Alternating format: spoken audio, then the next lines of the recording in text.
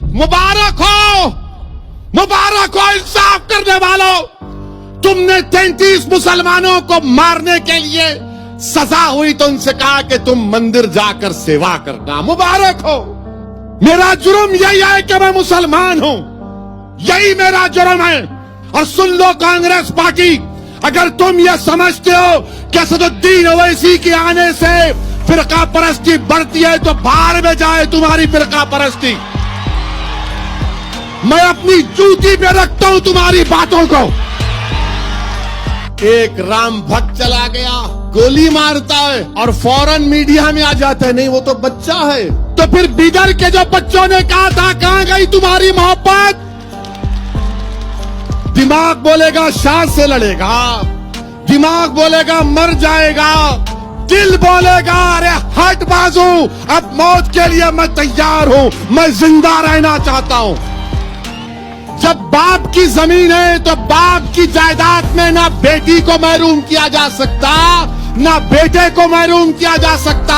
ये मेरे बाप का मुल्क है। हाँ, एक चीज हमारे पास है, दबा के गुलबर्गे की तारीख आओ।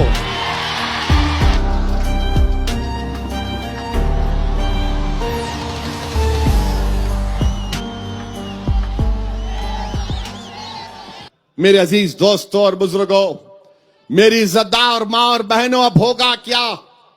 एनपीआर जब होगा तो घर पर आकर ये लेके चले जाएंगे नाम वाम लिखकर। उसके बाद वो जो सेक्शन ऑफिसर से कम होगा, वो अगर चाहता है तो अब्दुल रहीम के नाम के आगे डाउटफुल सिटीजन लिख देगा, वारिस पठान के नाम के बाजू डाउटफुल लिख देगा, इम्तियाज जलील के नाम के बाजू डाउटफुल लिखेगा। हमारे कर्नाटका के सदर, उनके नाम के आगे डाउटफुल लिख देगा। और उसके बाद क्या होगा? क्यों लिखेगा तू डाउटफुल? उसकी मर्जी, उसका इख्तियार। मैं मजाक करने के लिए नहीं कह रहा हूं, सच सच बयान कर रहा हूं। उसकी मर्जी है, लिख देगा और कहेगा अब्दुल रहीम तू डाउटफुल सिटीजन है, बताओ अब अपनी शहरियत साबित करो। अब्दुल रहीम को दौड़ना पड़ेगा, कागज लाना पड़ेगा, दादा का परदादा का वजूद दिखाना पड़ेगा गुलबर्गे में। चलिए वो हो गया। उसके बाद गुलबर्गे में एक लोकल रजिस्टर बनाई जाएगी और गुलबर्गे की बल्दिया में लोकल रजिस्टर चिपका दी जाएगी और उस पर कोई भी जाकर किसी के नाम के आगे कहेगा कि मुझे इस पर शक है, किसी के नाम के आगे मुझे इस पर शक है। और जब अगर मैं जाकर किसी के नाम पर कहूंगा कि मुझे अब्दुल रहीम के नाम पर शक है, तो मुझे कुछ कागज देने की जरूरत नहीं, सिर्फ कहना है कि मुझे इसके नाम पे शक है। उसके ऊपर फिर अब्दुल रहीम से पूछा जाएगा चलिए आइए अब आप अपनी शहरियत साबित करिए। यह कानून है और अगर नहीं साबित करेंगे तो एनआरसी हो जाएगा। एक नोटिफिकेशन इशू कर देंगे, एनआरसी हो जाएगा। और सुनो आप, ये जो कुछ एक एक लफ्ज कह रहा हूं, इनकी कानून की किताब में लिखा हुआ है, वो देखकर बयान कर रहा हूं। मैं कोई कहानी नहीं बना रहा हूं। इसीलिए कह रहा हूं कि कोई अगर संघ परिवार के लोग, बीजेपी के लोग अगर मुझे जो कुछ यहां पर कह रहा हूं अगर गलत है तो मुझे गलत साबित करके दिखाओ कल। कि अच्छा से अच्छा अगर काम भी होगा, 8 करोड़ लोगों के नाम नहीं आएंगे। ये एक्सपर्ट्स लिख रहे हैं, माहिरीन लिख रहे हैं, बेहतरीन से बेहतरीन काम होगा, 8 करोड़ लोगों के नाम नहीं आएंगे।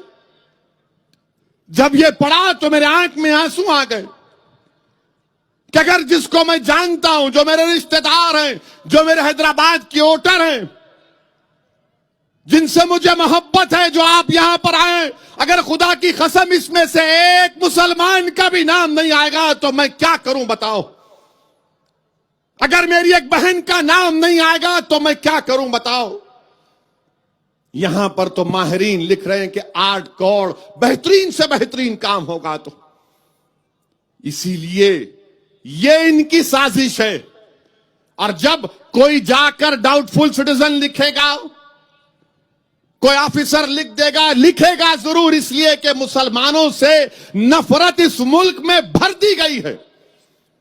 क्या मिसालें दूं तुम्हारे सामने, कौन कौन सी मिसालें दूं?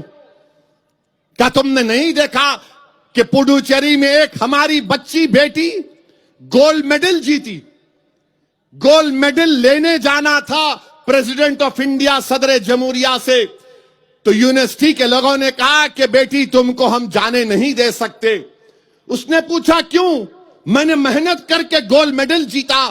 तो यूनिवर्सिटी के लोगों ने कहा कि नहीं, तुम्हारे सर पर हिजाब है, कहीं तुम जाकर प्रेसिडेंट के सामने CAA के खिलाफ एहतजाज ना कर दो। गोल्ड मेडल बच्ची जीती, हमारी बेटी जीती। आप बताइए यार, ये लोग कहते हैं कि डरने की जरूरत नहीं है, परेशान होने की जरूरत नहीं है। यकीनन परेशान होने की जरूरत है।